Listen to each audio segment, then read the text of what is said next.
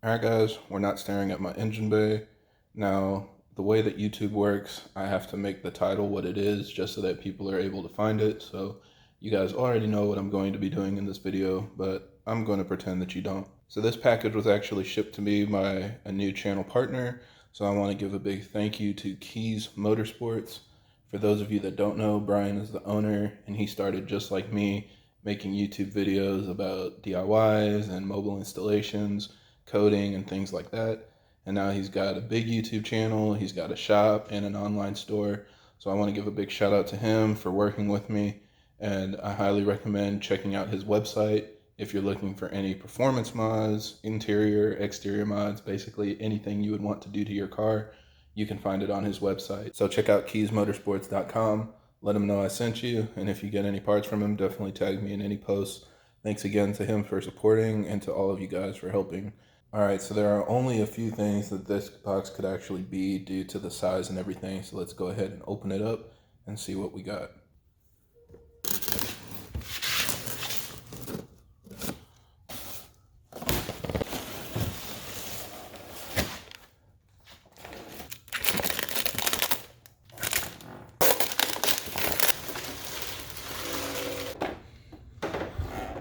Alright, so as you can see, I got an aftermarket steering wheel. No, but seriously, it's a front lip. I know a lot of you guys have been waiting for me to get this for a long time. So here's how everything looks. It's pretty nice, clean, and simple piece. And if anybody was wondering, this is proof that bullying works. I know a lot of you guys have been wondering why I don't have a front lip on my car, and primarily it's because of how low I am. You can see the car is extremely low, so when I try to consider mods for my car, I want stuff that won't make my life too difficult, and this is the opposite of that, but I think it'll be worth it just for the look. So yeah, to everybody that kept telling me to get a front lip, thanks. You finally motivated me to do exactly that. Now we can see under here that they also included some hardware, and it also has some tape started. I may add a little bit more just because I know I have some high quality tape that I can use. So yeah, overall, just looking at it, I'm pretty satisfied with this. Now, some people might wonder why I went with the plastic one over the carbon fiber one. The reason why I chose it is because carbon is extremely strong, but it's also extremely brittle, and that's why a lot of people have bad luck with their front lips. If you have something like this that's kind of in like a high impact zone, it's very likely that your lip will get hit with rocks and debris, and eventually it can cause it to splinter and crack, or worst case, explode.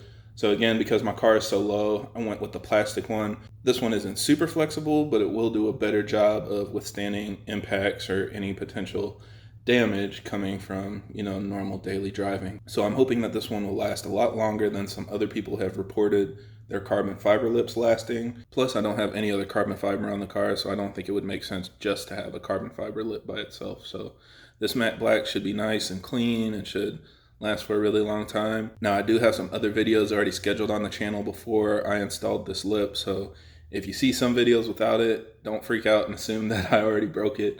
I just have a lot of videos in the queue already, so we'll install it and I'll let you guys know if I have any issues with it. But overall, I think this is a good piece. So let's go ahead and install it now. Now, the first thing I'm going to do is jack up the front of the car. And some people have asked me how I do that with the car being so low.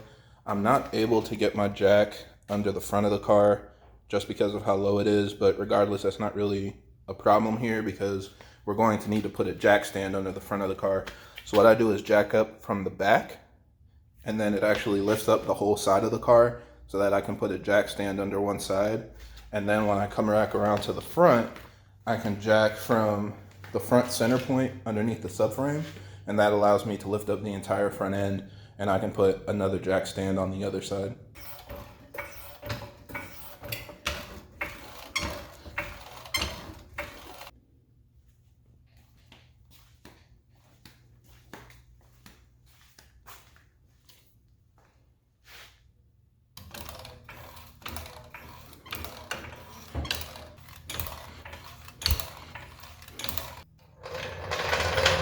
So yeah, that's how I jack up the car and get it on jack stands on the front.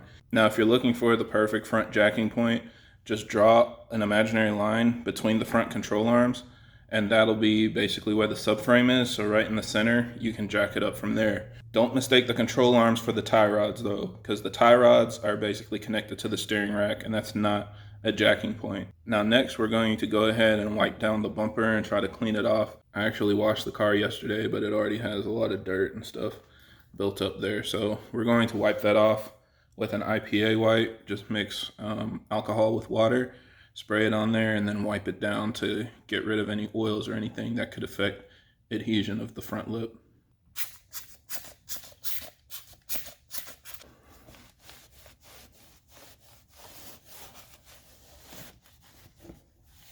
All right, so doing a quick test fit, I just went ahead and pushed it in place, and it fits pretty well. You know, everything lines up. That's another nice thing about going with the plastic lip over the carbon fiber.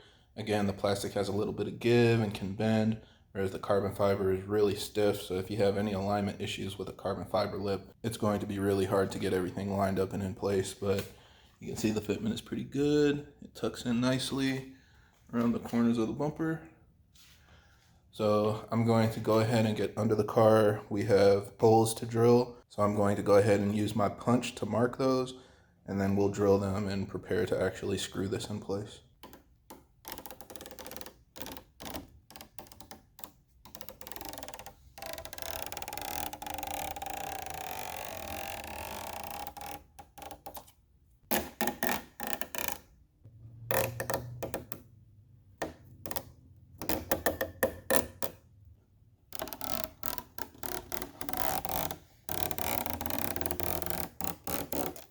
All right, so we got everything installed. It actually wasn't that difficult. I added the extra tape onto it, but that makes it extremely sticky on the top end. So what you kind of want to do is slide it up from the bottom and lean on the bottom of the lip as much as possible, because that'll give you the most time to get everything adjusted and fully seated.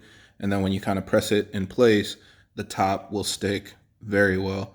So make sure you try to get everything aligned as much as possible using the bottom of the lip, and then push it up into place so that the tape can help you hold it on. And then I drilled 2 holes at the bottom and the middle for the center support. On the outside, I only did 1 on the farthest edge on each corner. I pretty much have 1 screw on each outside hole, and then 2 screws in the middle holding the center in place. But overall, it feels very sturdy and very strong. I really couldn't move it myself. So yeah, I feel pretty satisfied with how it is installed now. All right, so here it is out in the sunlight. It definitely gives the front end a much more complete look. I don't know why I waited so long to do this. Well, I do know. But glad that I finally got it done. So yeah, definitely highly recommend checking out Keys Motorsports and getting a front lip if you're looking for one. Hopefully this video helps show you guys how to install it. And if you guys have any other questions or comments, leave them down below. Thanks.